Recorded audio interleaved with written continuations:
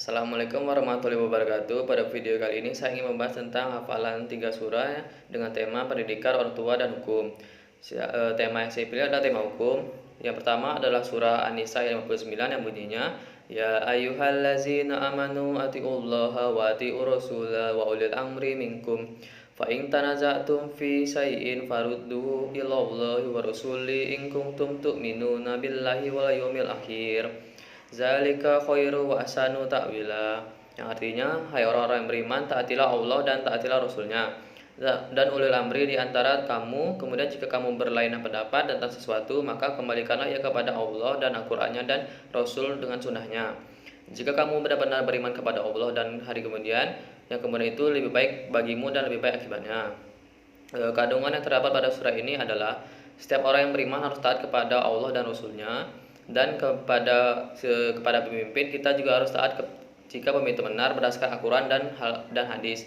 Namun jika pemimpin itu tidak berdasarkan Al-Quran dan hadis, maka kita boleh tidak mentaatinya. Lalu yang kedua ada surah An-Nur ayat pertama yang bunyinya, Suratun anzalnaha wa faradnaha wa anzalna fiha ayatim bainat wa anzalna fiha ayatim bainatil la'allakum tazakkarun. Yang artinya, ini adalah satu surah yang kami turunkan dan kami wajibkan untuk menjalankan hukum-hukum yang ada di dalamnya. Dan kami turunkan di dalamnya ayat-ayat yang jelas agar kamu selalu mengingatnya.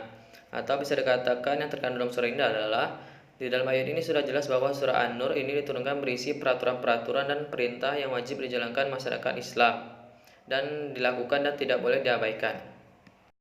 Lalu yang ketiga atau yang terakhir ada surah Al-Qasas ayat 85 yang bunyinya, Innallazi farada alaikal qur'ana laradduka illa ma'at Qul rabbi a'lamu man ja'a bil huda wa man huwa fi dhalalim mubin.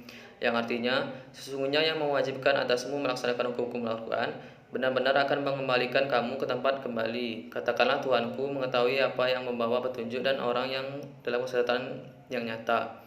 Atau bisa dikatakan dalam surah ini terkandung yaitu Allah Subhanahu wa taala yang menurunkan Al-Qur'an mewajibkan hukum-hukumnya untuk diamalkan, menerangkan yang halal dan yang haram, dan memberitakan beliau untuk menyampaikan Al-Qur'an kepada manusia. Yang dimaksud dengan tempat kembali di sini ialah kota Mekah, di mana beliau rindu pergi kepadanya. Ini adalah suatu janji dari Allah bahwa Nabi Muhammad SAW akan menang dan kembali ke Mekah sebagai orang yang menang.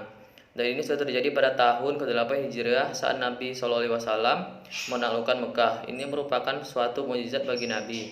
Bisa juga maksudnya bahwa Allah Subhanahu wa taala akan mengembalikan beliau dan selain beliau ke akhirat, yang di sana amal akan memberikan balasan.